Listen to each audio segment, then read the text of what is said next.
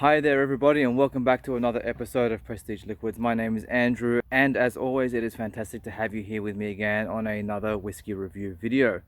Now, here's some interesting news. So the channel is getting very close to reaching the 500 subscriber mark. At last I checked, I was only about 11 subs away. So if you're one of my regular viewers that have not yet subscribed yet, or if you're only just recently viewing my channel for the first time, please make sure you go ahead and hit the subscribe button and the bell notification. That way you can stay up to date with all future content, and you will help me by reaching this latest milestone. Now, in today's video, I am going to be reviewing the Johnnie Walker 18-year-old.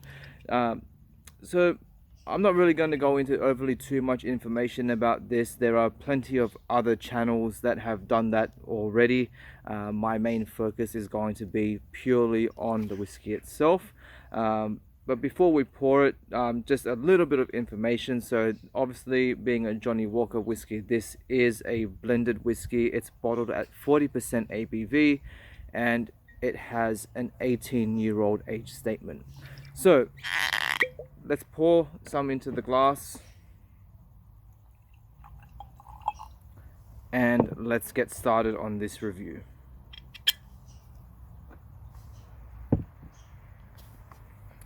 Alrighty, on the nose, let's see how we go. Cheers. Oh, the nose is beautiful. It's so sweet and fruity, and it just has this little soft undertone of smoke that mixes through with it as well. I'm getting very juicy apples, again juicy pears. It's all those orchard fruits coming in, quite citric as well. Lemon, a nice sweet mandarin, honeysuckle, freshly cut grass. It's a little bit grainy and earthy as well. It has a certain saltiness to it. Vanilla, caramel, milk chocolate. Okay, so there's some baking spices coming in as well. So I'm getting touches of cinnamon, clove, nutmeg, dried fruits as well.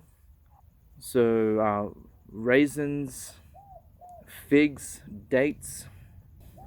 The nose definitely has a very interesting bouquet of aroma going along with it.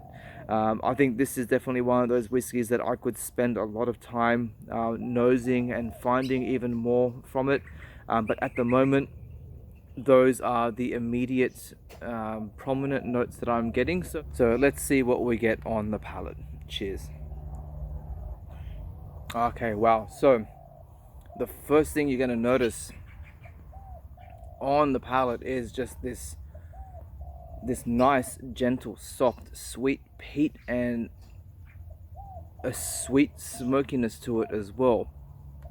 In terms of mouthfeel, it doesn't have a whole heap going on. I mean, it's a 40% whiskey, so I don't really expect too much like robustness in terms of the mouthfeel. But it does have a little bit of a prickle to it. I mean, this is 40%, but it does feel like it's punching a little bit higher. I would say if it does feel somewhere between the 42 to 45% mark. So I think it does give you something a little bit extra than just your basic 40% Johnnie Walker releases. Again, those orchard fruits are still there. Apple, pear, the lemon, again, mandarin. Basically, a lot of what I've already picked on the nose is following through perfectly on the palate. Again, you've got the baking spices there, your cinnamon, nutmeg, the clove. I'm also getting notes of dark chocolate and cigar leaf tobacco as well. Moving along to the finish, I don't really have anything else to add. Essentially, I'm getting the same kind of flavor profile that I was getting from the nose and the palate.